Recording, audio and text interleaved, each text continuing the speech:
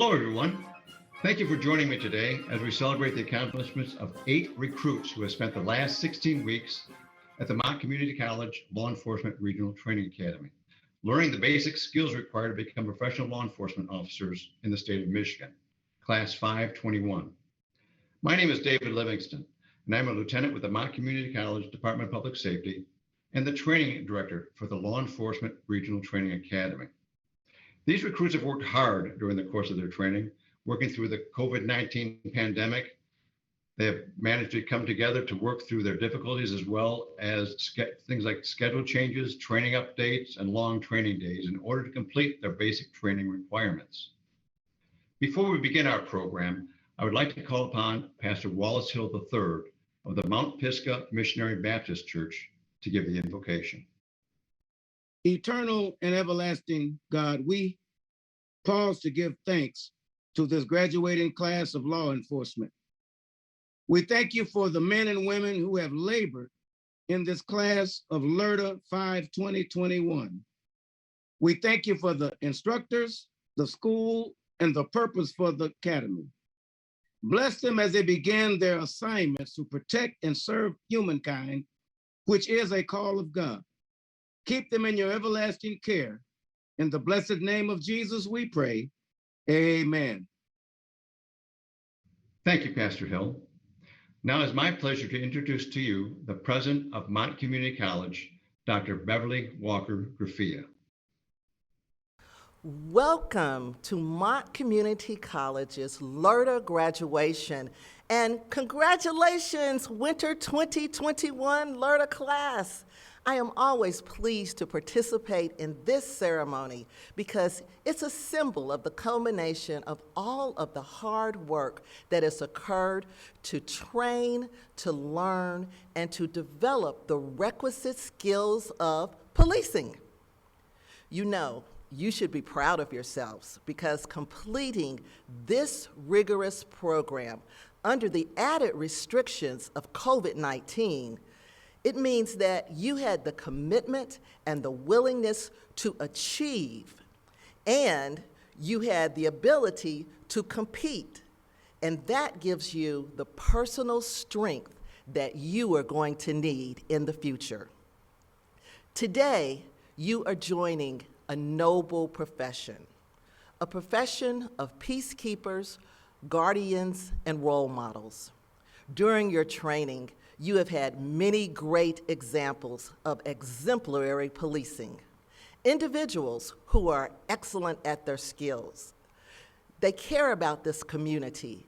They serve, and they have wonderful, wonderful ethical standards. They believe in the oath that you will be taking at the completion of this ceremony. Follow their examples. And remember, your training when you have to make those tough decisions is going to come in handy. Remember that your MCC family is here for you as well. We're pulling for you. We're wishing you every success. We're praying for your safety. And we're confident, I'm going to say that again.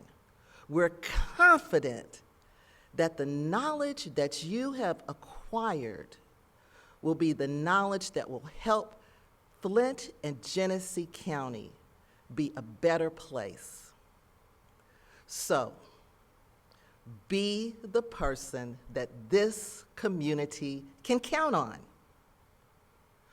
We want to know that we can trust you, that you care about us, and that you're going to act and make the right decisions. Congratulations on making it this far. This is your first rung of your policing career, and you have many, many more. So be proud. You made it. Today, you are a police officer. Thank you, Dr. Beverly, for those kind words and your leadership and support of the Law Enforcement Regional Training Academy. Sergeant Danelle Cheney, the Academy Training Coordinator, will now speak about the instructors we have used throughout this Academy session. Hi, my name is Sergeant Danell Cheney. I'm the training coordinator here at the Lerda Police Academy. This is a time we set aside to acknowledge the Lerda instructors. It goes without saying, the past year dealing with the COVID-19 virus has been, at the very least, challenging for us all. But yet the Lerda instructors and volunteers have continued their commitment to providing quality law enforcement training to the Lerda recruits. If I may paraphrase a quote from the late Dr. Martin Luther King Jr. that I believe represents the Lerda instructors, the ultimate measure of a person is not where they stand during the moment of convenience and comfort, but where they stand at times of challenges and controversy.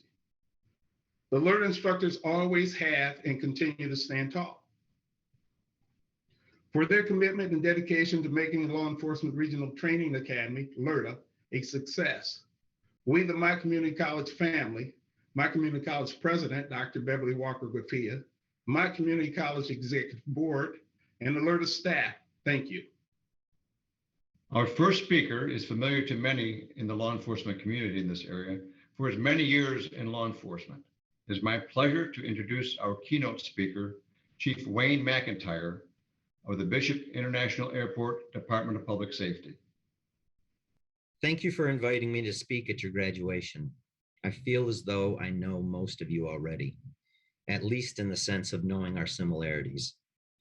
We're cut from the same cloth, so to speak. We may have had similar upbringing or influences in our lives. We definitely share some of the same values and beliefs. I too attended and graduated from an academy 32 years ago. My class consisted of approximately 40 cadets, comprised of 2 women and the rest men. We had many different races, religions, and political backgrounds. Some were better at academics and others more athletic, but we all came together in one place at one time and for one purpose: to serve, to take an oath that would forever change us. The profound undertaking of distinct and exemplary roles you are vowing to uphold today and every day hereafter are not to be taken heedlessly.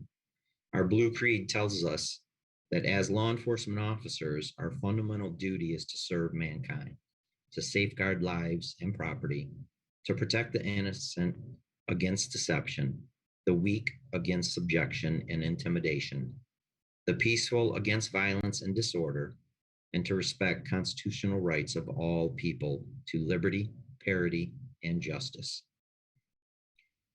When one chooses the path of a peace officer, the elements of your character will be brought to the forefront of your daily interactions and tasks at hand.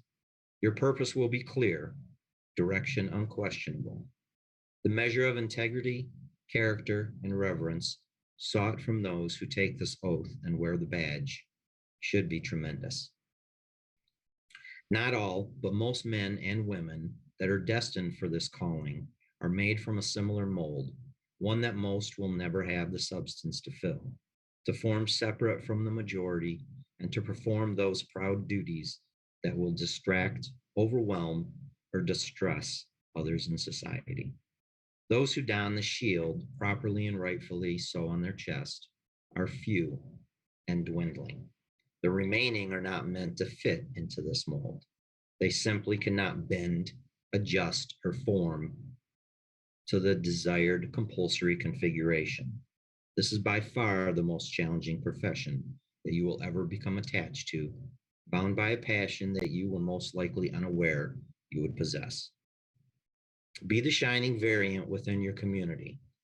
Ensure that you and those around you that are performing at their best, working to achieve the goal you are wanting to attain together, and accomplish it with intention.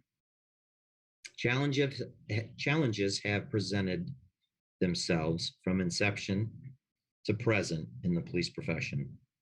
You will face intricate trials along the course of your career. Some of these challenges may place a significant weight upon your shoulders and harrowing pit within. One that feels as if you cannot release it or forget. You may experience a darkness that you cannot fathom or understand, even in the slightest. Evil that you did not realize existed until presented with it. You will experience things that are foreign, haunting, tragedy beyond your comprehension. You will have no choice but to dig deep.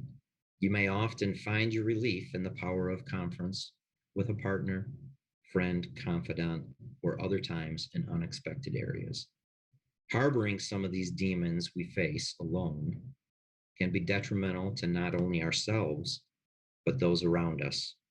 Your family life will never be normal, your sleep never solid, and holidays spent in the seat of a scout car, missing numerous family events, much to your disdain.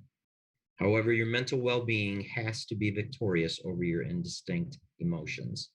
There has to be a balance.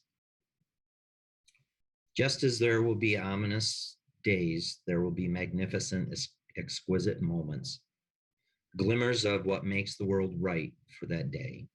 If only for a split second or minuscule instance, you are given a gift of elation during a shift or week, you have won. You are the victor. Even if all else has been mundane up to that very moment, you have won. These minute pieces of exhilaration may be as simple as a wave from an elderly community member, simply happy to see you, a hug from a child after an unpleasant encounter. These bright flashes may transition to the satisfaction of bringing a very bad person to justice. Playing a role in delivering a new life into the world, or the ultimate measure of saving a human life. The righteous and pure moments will instill feelings of pride. The feeling will swell, it will stay with you, and you will remember just how you felt in that moment. Hold on to that. You'll need it to see you through. There will be days, split-second moments, and measurable periods when you may question if your mental solidity will continue to vanquish the despondency that inches in. It will. There may or may not be junctures in the beginning when you ask yourself if you can endure years of unpleasantries that you may face. You can. Evil is powerless if the good and honorable are unafraid. Be brave. The only thing necessary for the triumph of evil is for good men and women to stand idly by and do nothing. So act. We may very well be the face that changes the life of another, the singular factor in the script of another's narrative. You, the officer that had the courage to hold himself and others accountable for their actions, who maintained the highest ethical standards and upheld the values of the community. Be that person. There is the massive controversial plight, the elephant in the room, in many businesses, office, schools, homes, and departments within the current social climate environments. The critical obstacle the 21st century has been thrust into. The cultural dissonance, moral conflict, law enforcement retention deficit, and recruitment dilemmas. Total absence of respect for those wearing the badge, as well as exhaustive lack of respect for law and order in general terms. It has all been monumentally wearisome. The media and social media, who once flowed with becoming stories of community policing goodwill and warmth for the revered good guys, has become saturated with adverse opinion, negative pronouncements of those wearing the uniform, disparaging those who support those in uniform, and demeaning those who stand for law and order. Sadly, in the current public eye, the erroneous few have become a clustered majority, much through social influence. Now, more than ever, we as a brotherhood of one, the law enforcement community, must be precisely mindful of our distinct and unpredictable surroundings. For vast reasons, we have to watch our own and each other's backs. Those who have raised that hand, taken the oath, and sworn to uphold all that is right in the world are held to a higher standard than most. Your actions, reactions, words, interactions, choices, intentions, and conduct will be placed under the microscope of the public eye. You will be scrutinized.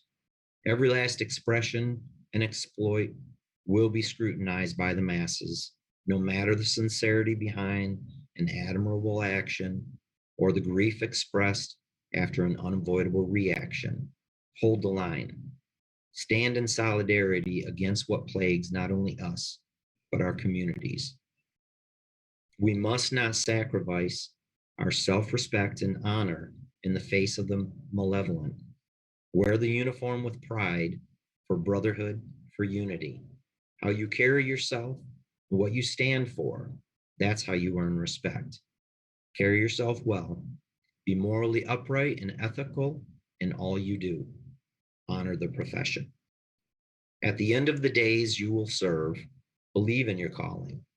Hone the courage and strength through the battles you'll face. Believe in hope.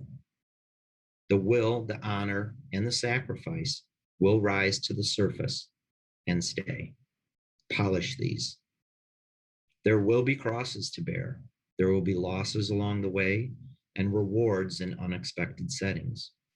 Your blue line will encircle you. Sustain the faith you feel, no matter what depraved propensity finds you. You are the peacekeeper. You are the good that stands before the wicked. You are the sheepdog.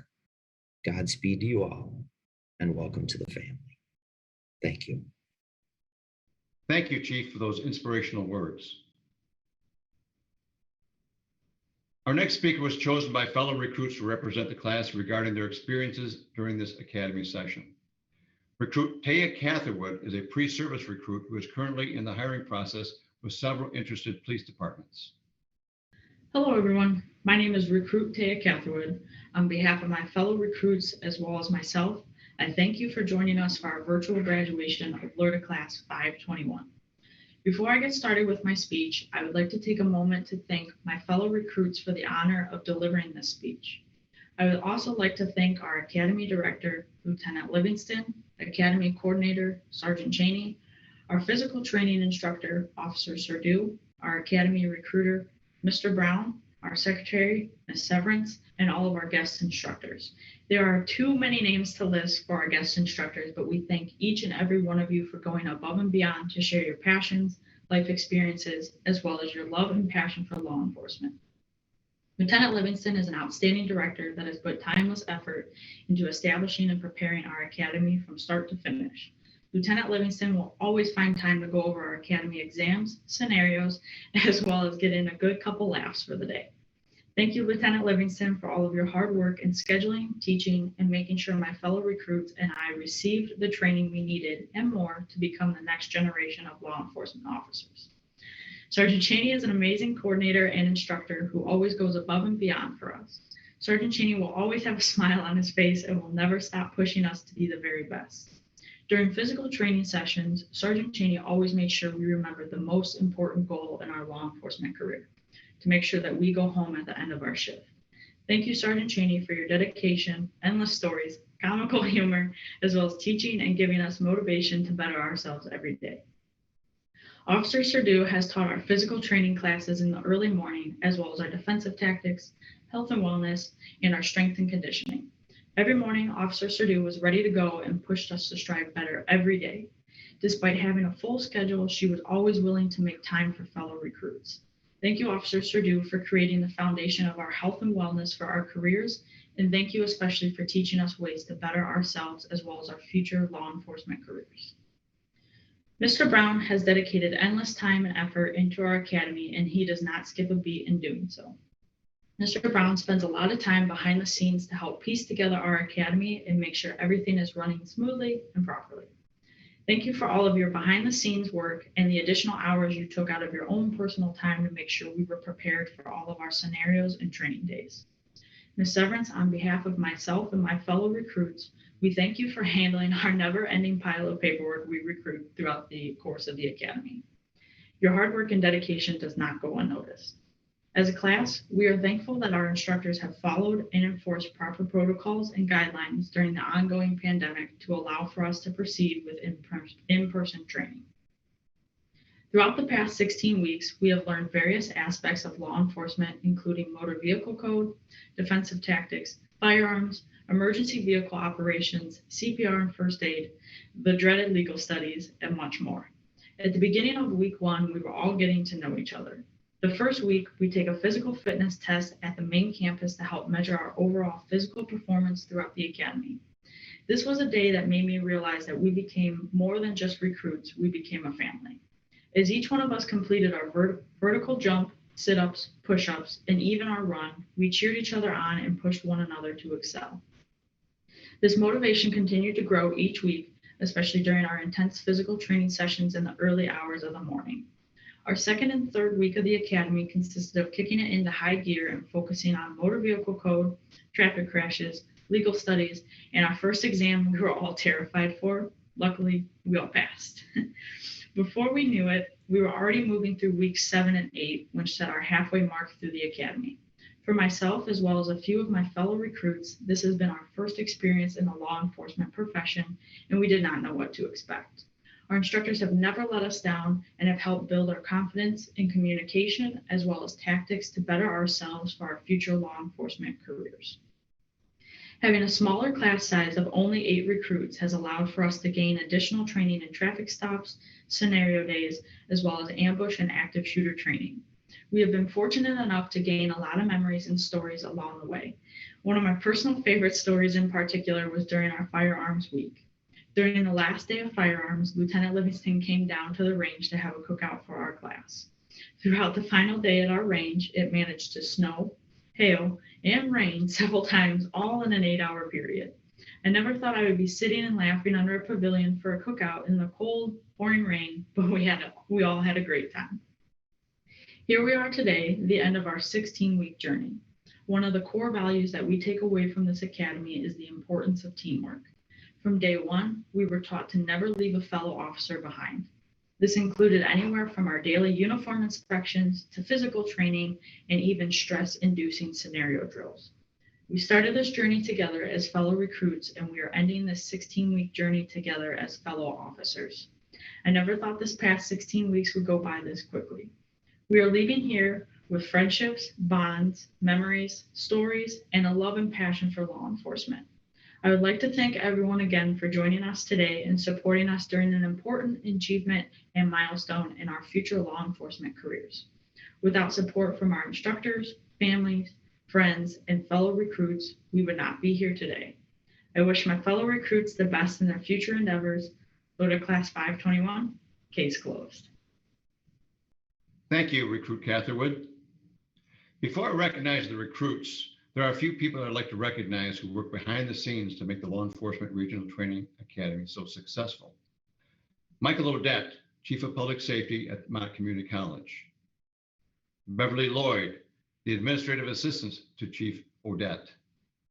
And Kitty Severance, the Staff Assistant at the Law Enforcement Regional Training Academy.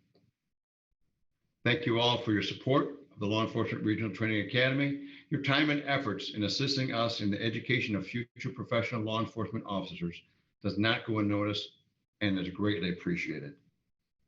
I also want to take this time to thank the people responsible for putting the painstaking hours into making this virtual graduation presentation possible. Chris Bola, Brian Williams, and Jeff McHale. Thank you, gentlemen, for all you do for Mott Community College and for the Law Enforcement Regional Training Academy program. Now it's time for the introduction and recognition of the individual recruits.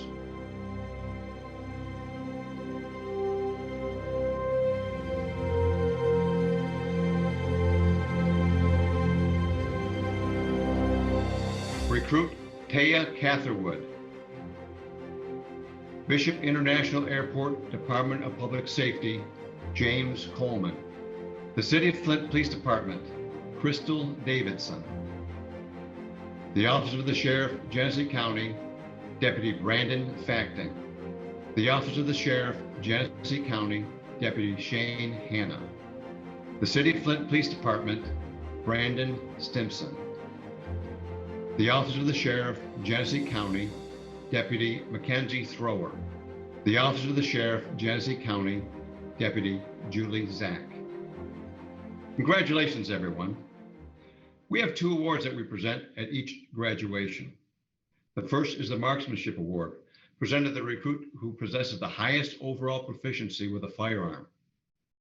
The recipient of the Marksmanship Award for Class 521 goes to Deputy Mackenzie Thrower of the Office of the Sheriff, Genesee County. Our next award is the Scholastic Achievement Award. This award goes to the recruit who achieves the highest overall grade point average for this academy session. Recruits participate in 11 official academy exams in addition to practical testing in several police skill areas. The first runner-up for this award, with an overall scholastic average of 94.694%, is Deputy Shane Hanna of the Office of the Sheriff, Genesee County. The recipient of the Scholastic Achievement Award for Academic Proficiency for LERTA 521, with an overall average of 96.061%, goes to Deputy Mackenzie Thrower of the Office of the Sheriff, Genesee County. At this time, Sergeant Danelle Cheney will be presenting a special award to a member of Class 521. The next award to be presented is the IMCO's Outstanding Performance Award. This award is presented to the academy recruit who displays overall moral character and fitness throughout the academy session. The recipient of this award is chosen by their peers as well through input by LERTA staff. It is a pleasure and honor for me to present this award to Deputy Mackenzie Thrower of the Office of the Sheriff, Genesee County. Congratulations, Deputy Thrower. Now for our final speaker of the day.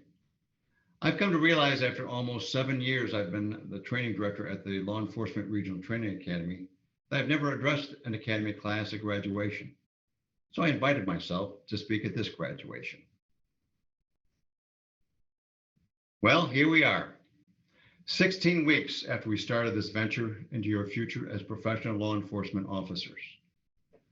I want to take just a few minutes of your special day to highlight some of the things we talked about and accomplished in a relatively short period of time. During the first few weeks, and really throughout this academy, instructors laid the foundation for you to be able to build upon over the course of your career. We talked about important topics like biases, diversity, equity, inclusion. We talked about different cultures, including the police culture, and what community means to you as citizens, and now more importantly, as law enforcement officers. We talked about being fair and impartial. We talked about having the courage to intervene when you see something that needs to be corrected, both in our police culture and in the communities and cultures you protect. All cultures have good and bad qualities. Cultivate and learn the good behaviors within the cultures that affect you, and there are plenty of good things, but guard against the bad behaviors that are part of all the cultures really, and work to change those behaviors for the good. We talked about what it's like to serve a community. We first asked the question, what do we police? And you should know that answer. We police behavior, specifically criminal and suspicious behavior. Then we ask you, what don't we police? And you should also know the answer to that. We do not police skin color. We do not police race. We do not police gender. We do not police what people wear, how people speak, how they walk, or how they chew gum. We police behavior. That's it, plain and simple. We talked about biases. You learned that we all have biases to one degree or another. Everyone has biases. It's what we do with those biases and how we control them that will define us as a person and determine our effectiveness as police officers. Biases need to be controlled, put in check. We spoke about ways on how to do that. Educating yourselves about the world we live in and developing a more diverse worldview of things is a good start. Getting to know your community and the various cultures within that community will help you to better serve them. That's what we need to do. We are public servants. We take an oath to serve the community we swear to protect. The community needs us as much as we need the community. The more you know about your community, the less your biases will get in the way of your performance as police officers. We talked about various documents that we all sometimes take for granted, but unfortunately, never took the time to really think about them and discuss what those words mean until this academy session started. We began with the Pledge of Allegiance, the phrase within the Pledge of Allegiance, which states, with liberty and justice for all. We had lengthy discussions about what that really means and if there truly is liberty and justice for all. And what part do we as a police culture play to make sure the short but powerful phrase rings true for everyone we serve, regardless of race, gender, or social standing? It's not strictly a black versus white issue, although that is what the media tends to portray it to be. There are people of color just as there are people of non-color who are daily being denied the fundamental rights provided to all of us through the same Constitution we took an oath to uphold and protect. Liberty and justice, or freedom and procedural justice, due process, all of those terms we spent time discussing as a group. What will you do throughout your career to make sure the community members you serve are not denied these basic rights we hold near and dear to us as a free society? How will you police? How will you serve? You recited the police code of ethics 3 times per day throughout the academy in order to intimately learn the attributes that we as police officers, and yes, as a police culture, need to live by on a daily basis. The first paragraph of the police code of ethics that you will be reciting here shortly states in part to respect the constitutional rights of all to liberty, equality, and justice. There we go again with those 2 words from the Pledge of Allegiance, liberty and justice. Do we as police officers truly take note of those words and make sure members of our community are all afforded access to these basic protected rights? I am proud to say that I truly believe most police officers do, but we are also charged to make sure that all those within our police culture practice these protections for everyone we serve in our community, regardless of any biases or mixed feelings we may have. Isn't that partly why you chose this vocation? How will you police? How will you serve?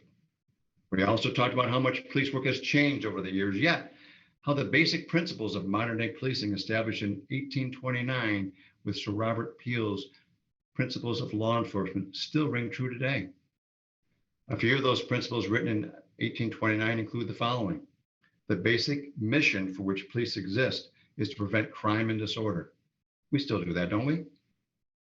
Another one is the degree of cooperation of the public diminishes proportionally to the necessity for the use of physical force in achieving police objectives. This ties in again with a phrase in the Police Code of Ethics, which states in part, I will enforce the law courteously and appropriately, never employing unnecessary use of force or violence. Sir Robert Peel stated that police should use physical force only to the extent necessary to secure observance of the law or to restore order when the exercise of persuasion, advice, and warning is found to be insufficient to achieve police objectives. Persuasion, advice, and warning, that sounds like the de-escalation training we received, doesn't it? The last Peelian principle I want to cover states, police seek and preserve public favor by constantly demonstrating absolute impartial service to the law. Impartial service. Again, this was written in 1829.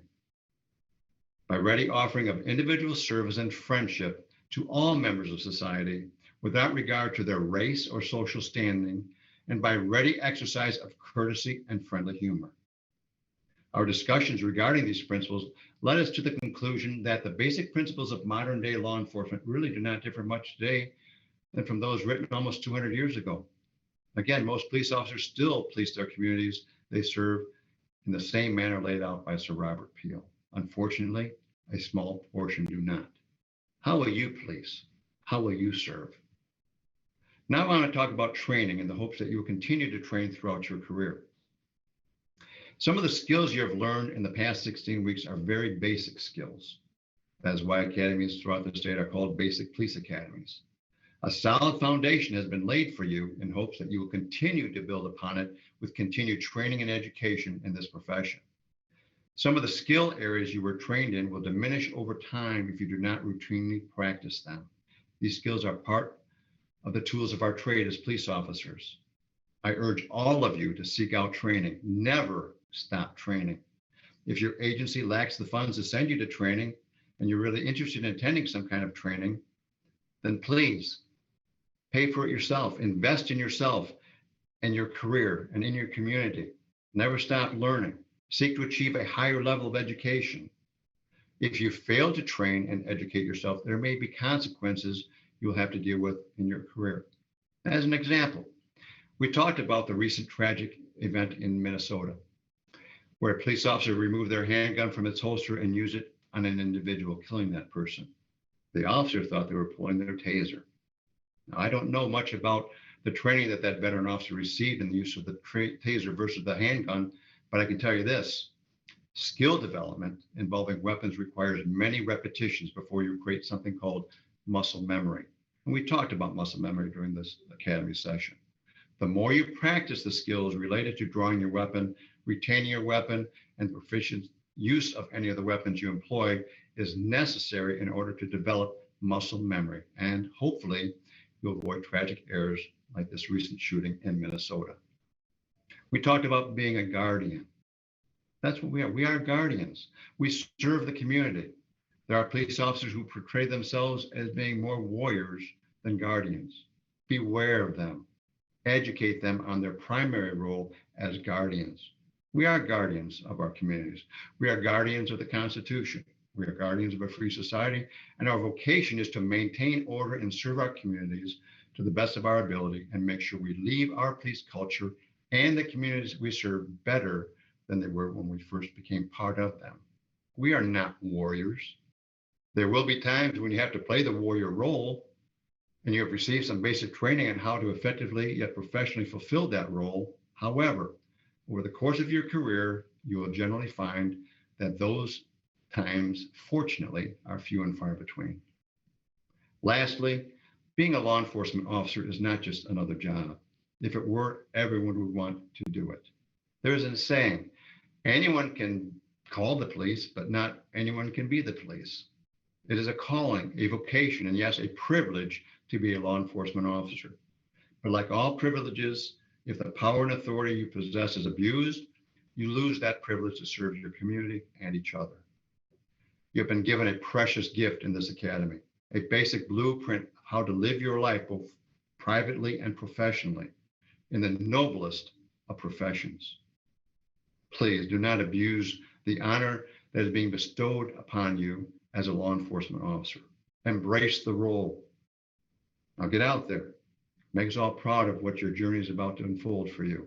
Work hard to restore our culture, to make it better, to honor those who served honorably and selflessly before us, and for those willing to serve long after your career is over.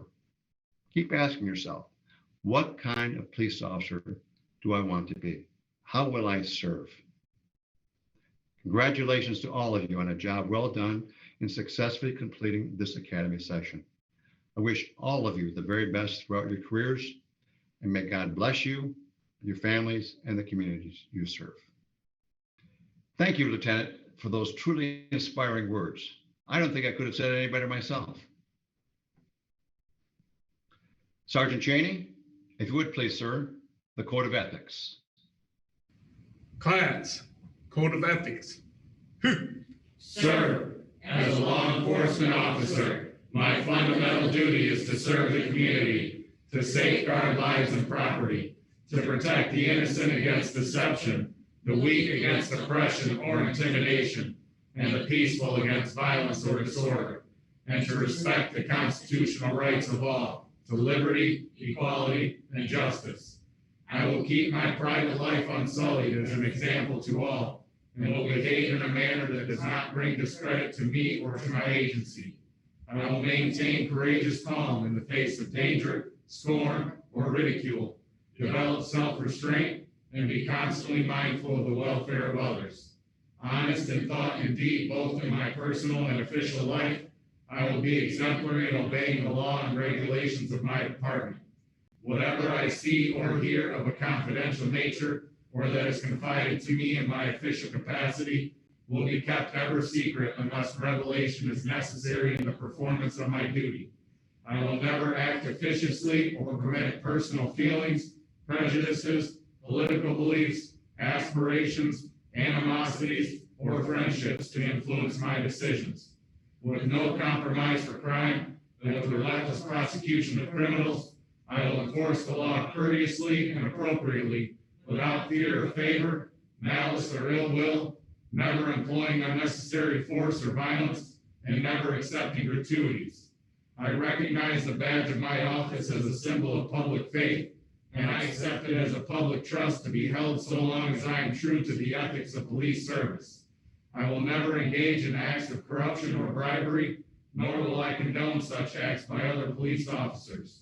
I will cooperate with all legally authorized agencies and their representatives in the pursuit of justice. I know that I alone am responsible for my own standard of professional performance and will take every reasonable opportunity to enhance and improve my level of knowledge and competence. I will constantly strive to achieve these objectives and ideals, dedicating myself before God to my chosen profession, law enforcement, sir.